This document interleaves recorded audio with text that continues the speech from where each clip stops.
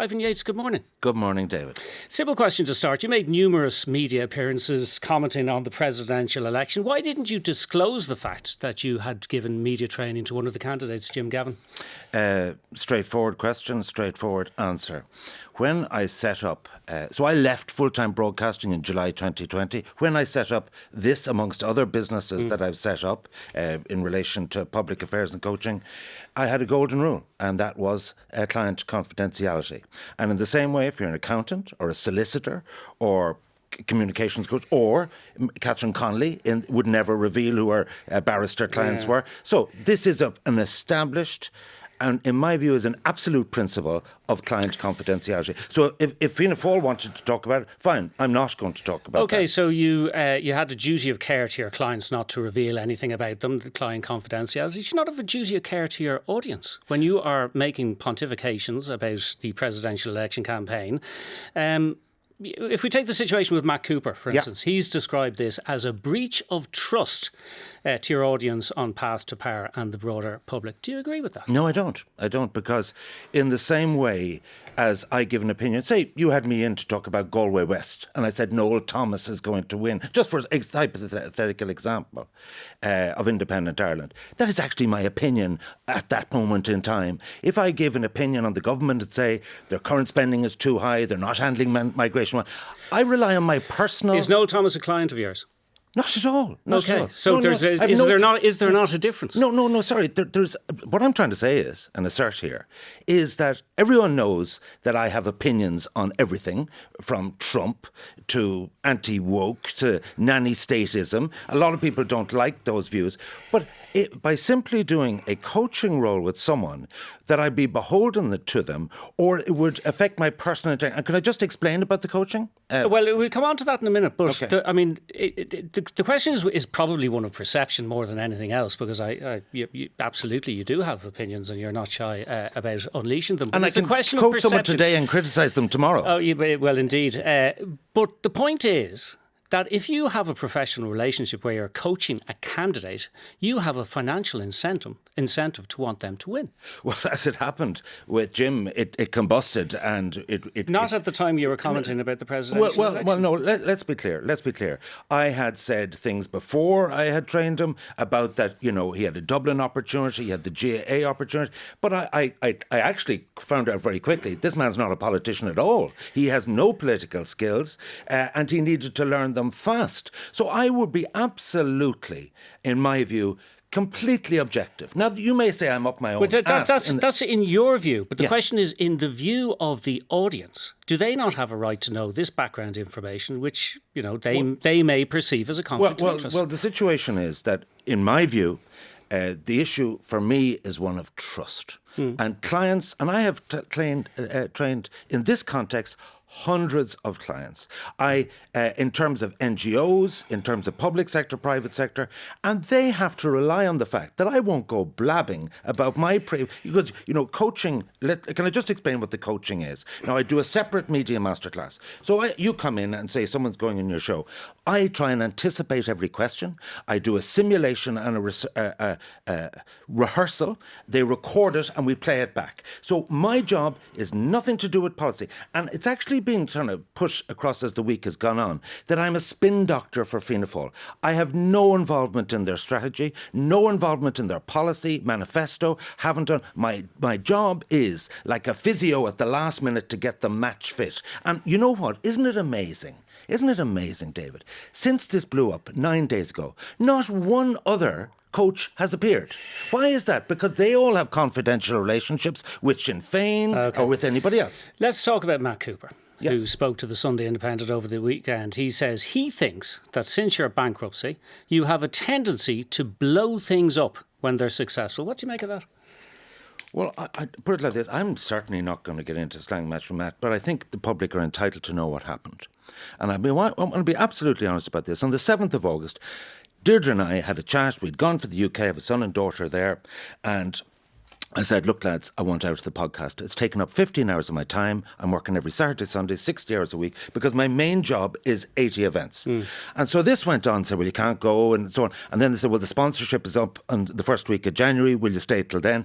And I said, look, I want to make it absolutely clear. I'm 40th wedding anniversary is on the 21st of December. Deirdre and I, for the best part of January and February, are going to Spain. And this is what I did to get off News Talk Breakfast. I went to America for 16 weeks and I said, now do you get it? This isn't about money. This is about the fact that I'm 66 in the last few weeks. And I said, I just wanted to take it a little easier. So I have no plans to set up another podcast. I have a major book coming out next year. But the bottom line is this, that the backdrop to this was that they were very upset about me leaving the podcast. And I suggested try this person and that person as co-host. I want to see this succeed. But I mean, like, that is the extent of this reality of this. There was no row as far as I was concerned. So you're suggesting that this was all because you were leaving anyway. It's nothing to do with Jim Gavin. And sorry, not only that, I'm saying when this blew up on the Saturday in a conversation, I said, there's no need to ask me. I'll go right now. I've been looking to get off of this. So you're delighted to be absolutely kicked off that. I actually sent texts to people saying that I'm so relieved. Because I'll tell you what I'm really good at and what the podcast, the essence of the podcast,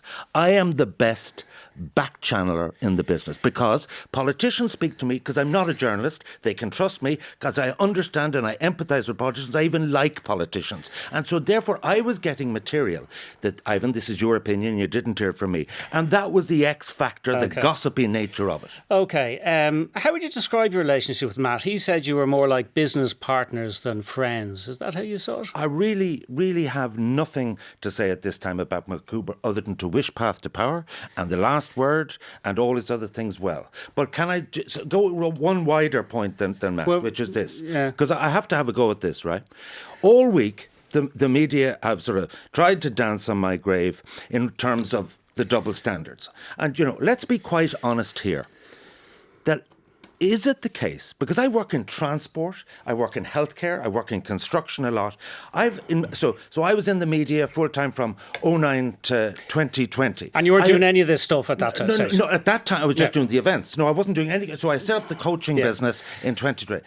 I know of no other business that is so riddled with conflicts of interest as the media. You know what? And some of the nixers and the sidelines and so on, actually they would make Del Boy look like an altar boy, Del Trotter look like an altar boy. Because the reality is, and so which editor is now doing an audit of all their journalists, like RTE have done, registered to say, what outside income do you have? So it's all of that is Ivan Yates. Yeah, all of that is on the record in RTE, in fairness. No, but it's not on the record anywhere else in commercial radio or television or anywhere else. Just to be completely clear, did Matt or anyone else on the podcast ask you if you were working for any of the campaigns? No, not that I recall. But either way... Not that I recall. No, sorry. The situation is that... the answer is no, as far as I'm concerned, to my best memory. But the truth of it is that if they had explicitly asked me about any of the connections, because as you may have seen with Colin Keane in the Irish Times, I have other interests, business interests, my own companies. I'm involved in building houses in Middleton. I'm involved in issues for wind farms and so on. And all of that, and let's be clear about this, I am absolutely compliant with taxes, with CRO, and with lobbying.ie. And you know what? I have a couple of morals of my own because everyone's lecturing me about my morals. One, I don't tell lies. And secondly, everything I do, I ask the simple question, is this legal? And in the case of the podcast, I asked myself that question. Okay. And do you know what the answer is? The 2009 Broadcasting Acts do not cover podcasts. And in fact, the only law covering podcasts, because they're a personal and private expression, is the law of defamation. And similarly, there is no register of interest in News Talk. Now, I'm happy to deal with the Pat Kenny show as well. Oh, yeah, we'll be dealing with that in a moment. But before we do that...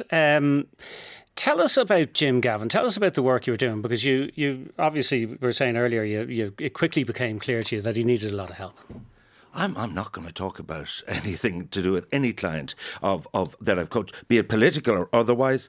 Often I meet people in very distressed circumstances, C-levels they're being called on to be fired and so on. So I try and give them confidence. I try and anticipate the tough questions, and that's what I do. But put it like this, every politician and every C-level executive in NGO is different. And certainly I am not going to be talking loose about Jim Gavin or anyone else. Okay, well, let's not talk about Jim Gavin. Let's talk But I about knew Jim beforehand because I would have introduced him at conferences, motivational speaking and so on. The same way as you would. You didn't Brian. introduce him to Fianna Fáil, though? No, I certainly didn't. Okay. The same way that I would Brian Cody or anyone else. Okay, well, I'm not going to ask you about Jim Gavin per se because the poor man has probably been through enough. But we know that there was an issue about the money. Yeah, for that the only tennis. that only was that surfaced. ever mentioned in the training? No, sorry. What I can say is this: Fianna Fáil put out a statement saying that I had 2 sessions with them, the 23rd and the 29th. He exited on the 5th of October, and that was the situation. So I wasn't involved in any of that. Okay. And I'm not actually part of any Fianna Fáil strategy team. Okay, so it's all about helping preparing him for a particular programme, and usually How do you think it's you a did? rule of boolia. How do you think you did? Put it like this, I think he was improving. Okay. That's what I think. Okay. We know, again, from the Irish Independent, you've also worked with several Fianna Fáil ministers. Yeah. Their names have been... But again, they said that, I didn't. Yeah, okay. Have you ever interviewed someone you've trained? I'm sure I have. But Is it's that like not this. a bit weird?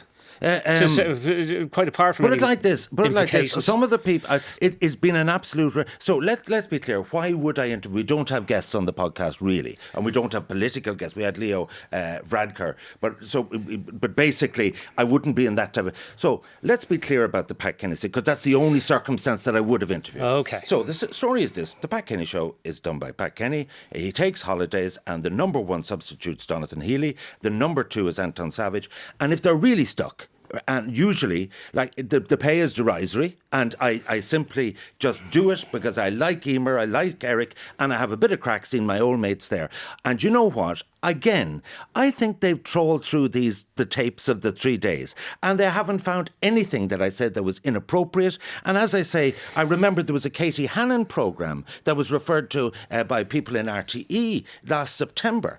And you know what? I was on that, and Bertie was on it. I didn't say anything about Fianna Fáil in particular. And basically, Fintan O'Toole was on it. And I was there as the kind of right-winger, as a balance for the debate. And most of the discussion was on Trump. And I'm the only person in Ireland who's prepared to say a good word about Trump. Okay, let's go back to the timeline of all of this, right? So you gave Jim Gavin media training on September 23rd and 29th, as you've said. As Fianna Fáil have said.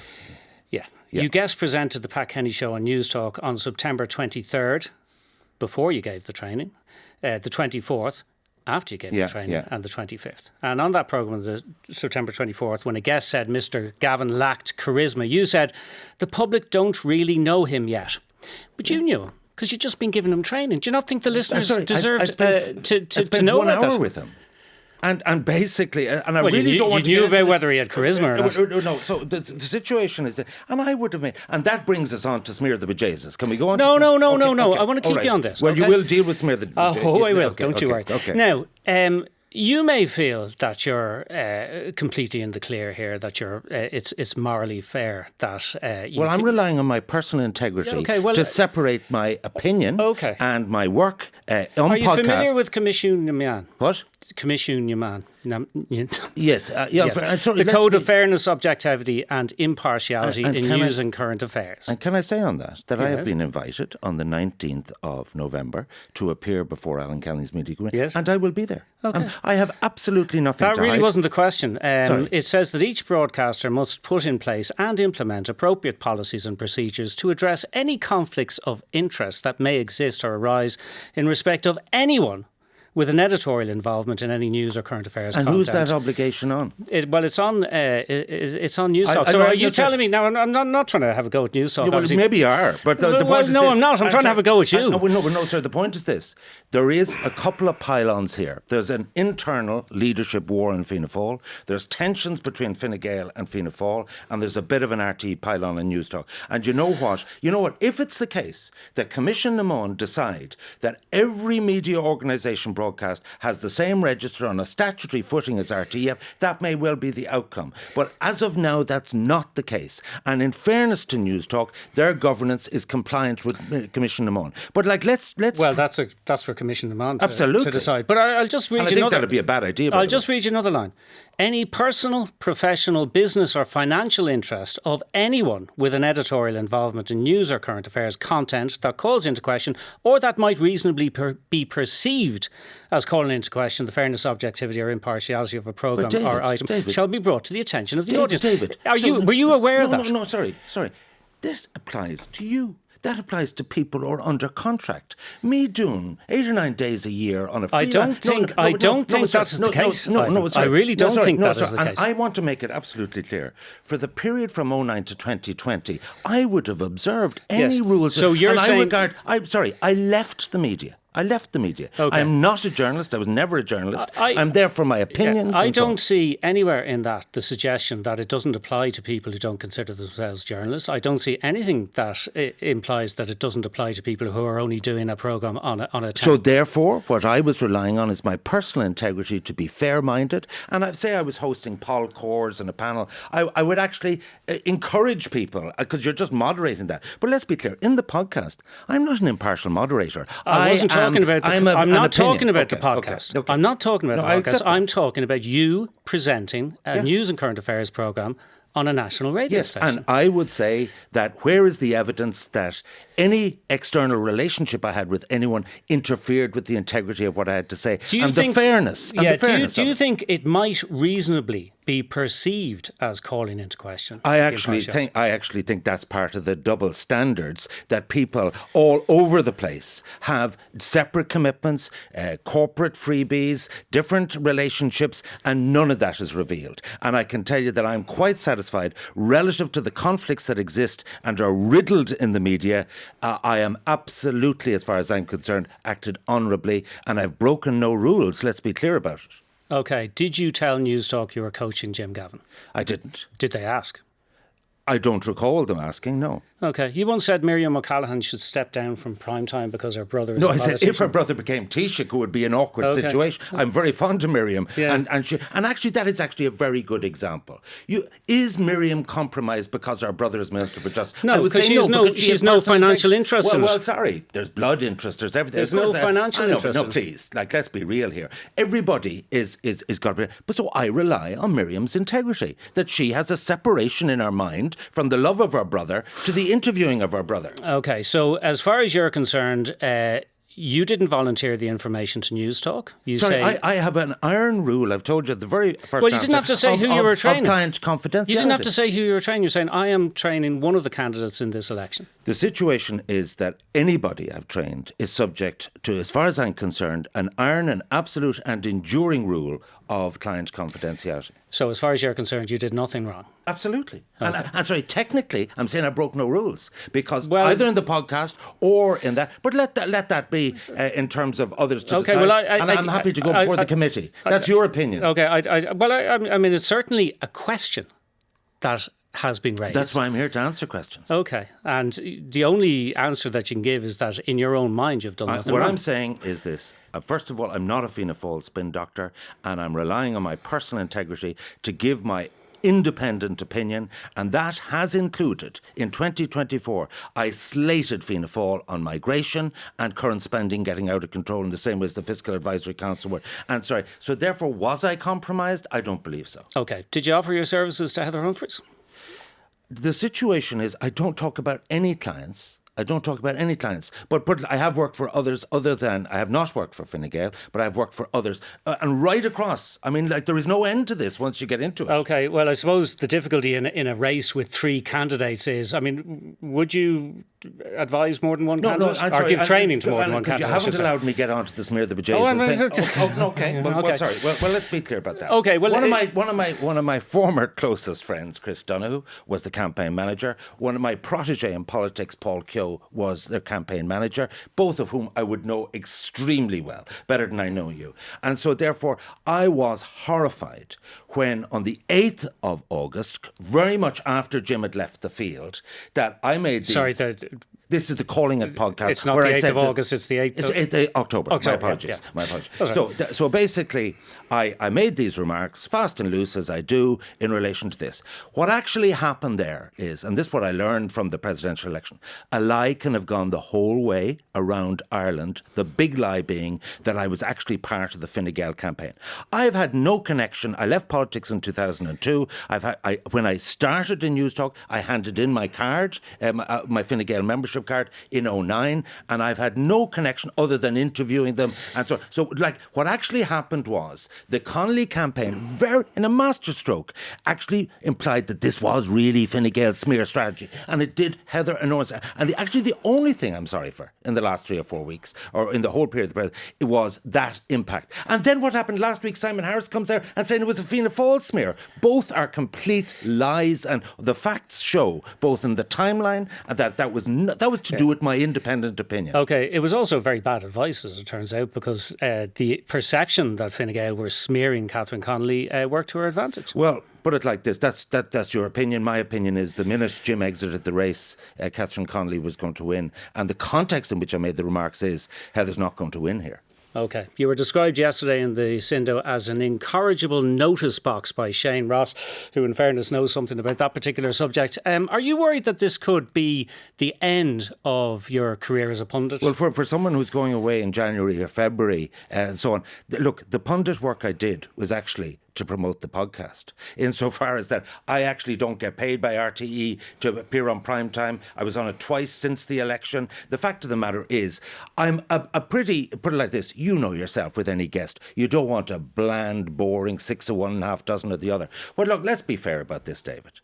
I got more publicity last week than DJ Carey. For doing what? If you go on my LinkedIn profile, second item, media trainer. For doing my job, I was treated like a criminal. And to be honest with you, it didn't actually cost me a thought. But last Saturday night, I was live on television doing the Greyhound final for Virgin Media Radio in Cork, and there was about 2,500 people there. The amount of people who came up to me and said, what a load of nonsense. The media is so obsessed with themselves. People outside the Beltway, you know what the Beltway is?